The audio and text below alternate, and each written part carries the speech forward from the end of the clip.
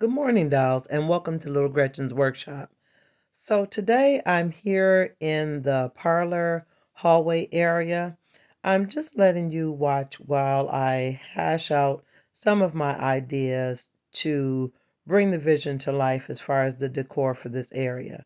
Now, this is the ceiling I want to put in the parlor and in the hallway. Now, it's simply embossed paper that I brought from my local craft store, and I will be sealing it with Mod Podge before I apply it to the ceiling. But I want to show you dolls this. Now I ordered this. This is just a window, and it actually is an outdoor window, but I'm considering it as a divider between the entrance hallway and the music room because I want you to be able to see into the music room and into the hallway, but I wanted to create a definite transition and definition between the residence area and the commercial part of the house. Now, due to the size of the area and the size of the window, I am going to have to modify the window. I'm going to have to cut it, create a new frame, a header, and a bottom for the area to close up the rest of the wall space. But you'll see it as I go along, dolls, but I just wanted to show you what my idea was. Now, I did consider putting it in the long way, but it looked a little bit too modern, so I need to change it back to the broader way and just cut it. Now, I also want you to see here that I worked on the template for the floor. Now, I just used simple graph paper to create a template along that line on the perimeter of the base of the dollhouse that runs on the back end of the house. Now, the cardboard part I have inside the parlor is the template I've already cut for the floor for the parlor, but here I'm making the template for the hallway portion of the floor. And I'm going to do the design a little bit differently than I'm going to do for the actual parlor area. And you may ask, why am I going to do the design different? Again, because I want to create definition and transition from the actual floor of the parlor to the hallway or staircase area. Now that'll be a little bit further along in the series, but I wanted you to know what my ideas were. I will come back to this portion again because I will be creating the actual template out of brown paper bag before I actually begin to add my wood pieces. But I just wanted you dolls to see my thought process and how I create my templates for my floors. Now here is the flooring for the hallway. It's already partially pre-cut. It has to be sized to make it fit exact. But this is a remnant piece from another project, so it's going to work. Now I'm bringing you in a little bit closer to the doorway or transition area into the rooming house dollhouse. It's funny, you can see my little doll in the background, but I'm going to need to create a higher arch in the doorway, or I'm going to have to square it off higher. But I was just playing around with the idea. Now, this is not what I'm actually going to use to make my arch, but I'm just playing around with the concept using the circumference of a tape roll. Now, I'm not actually using this to make my arch. I'm going to actually have to use my protractor and make a template, but I'm just playing around with the concept. So dolls, sometimes you have to play with the idea before you actually make the move or decide to make a cut. You have to think about what you want to do. And I'm visual, so I need to play with the idea of what it will look like. So I did 3 little lines there just to give myself an idea of what I wanted to do. And it really helped me think, and I realized that first line, the lowest line, looks the most natural. So yeah, that's my idea if I do an arched doorway rather than a square doorway. But I didn't want it to be too off from what I do on this doorway that comes from the hallway.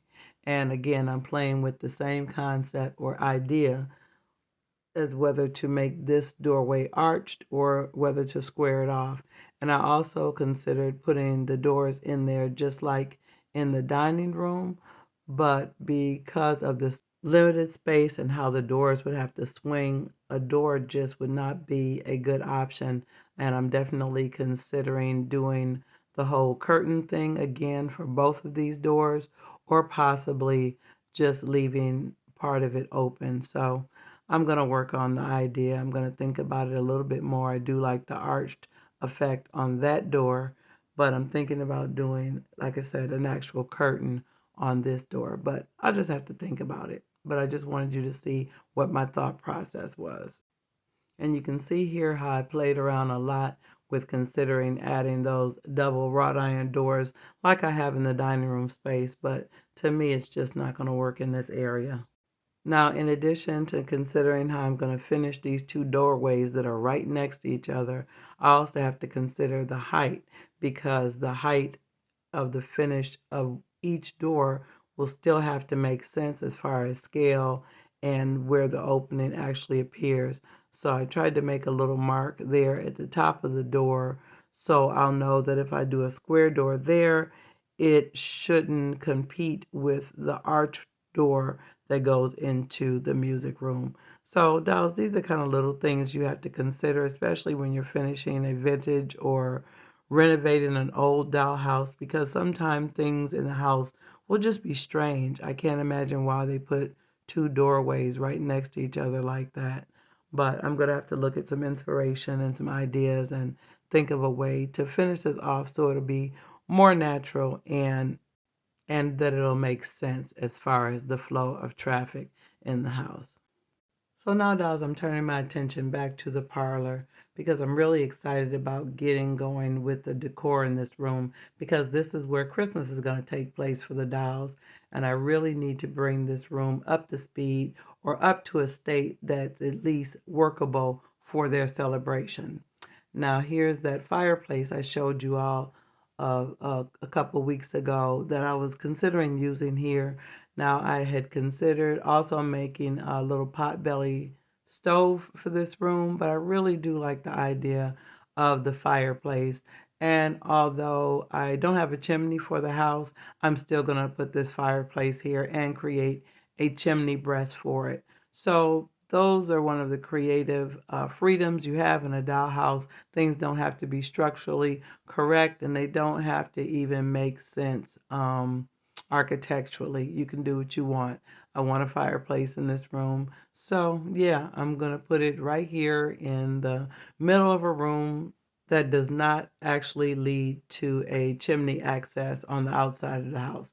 As a matter of fact, the house doesn't have a chimney at all. I guess I'll have to add that at some point. But yeah, this is what we're going to do, dolls. And dolls, this is a pure moment when you have to allow fantasy to supersede facts. Don't allow the lack of architectural accuracy kill your joy. Have fun with this, dolls. This is about being creative. Keep in mind, dolls, your dollhouse is a place where you can allow ideas and concepts that don't exist in real life. There are no load-bearing walls here, dolls. Always remember that your dollhouse is the only place that reality and fantasy live together in harmony. Now here, dolls, I'm playing around with the fireplace because I'm going to have to create a base and a chimney breast for behind the actual fireplace and give it the illusion that there is a chimney. So that's another project as well. And then we have our window where I'm going to have to create a frame. And yes, dolls, another curtain. So I do have quite a bit of work to do in this room before we're ready for Christmas. I need a Christmas tree, a wreath, some garland. Yeah, I've got quite a bit of work to do, dolls, before I can even start decorating for Christmas. I've got to bring the room up to par. And when I start with most of my rooms, I always begin with the floor. So I'm showing you here, this is just a template, but I have already begun the process for this floor. So here is just a quick glimpse of me. I've already created the parquet floor. I'm adding the wood putty. Now, dolls, I make my parquet floors with leftover remnant shingles. So now there are lots of different designs you can do for a parquet floor. I didn't go over the details of this one, but I will put the link for the videos for my other floors in the Rooming House Dollhouse. So dolls, I do have quite a bit of work to do. So let me get back to my work table, and I'm looking forward to seeing you on the next episode of Little Gretchen's Workshop. Bye bye now, dolls.